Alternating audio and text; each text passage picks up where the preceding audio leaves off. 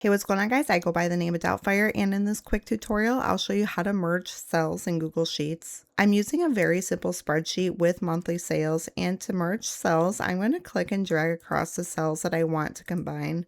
So right here in this column A1, I do have monthly sales report. I do want it to spread over these 3 months I have right here along with product. So I'm going to go ahead and highlight that. And there's this icon right up here that does say merge cells.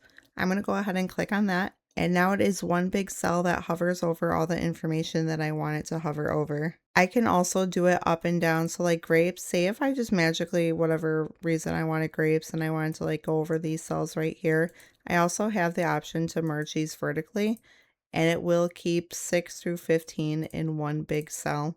I'm going to go ahead and undo that, and we're going to focus back at the top here where we're going to go ahead and merge. To make it look better, you do want to make sure it is centered, so just make sure you click on the center button. And that's how you merge cells in Google Sheets. If this tutorial helped you out, please drop a like on the video and subscribe for more tips and tricks.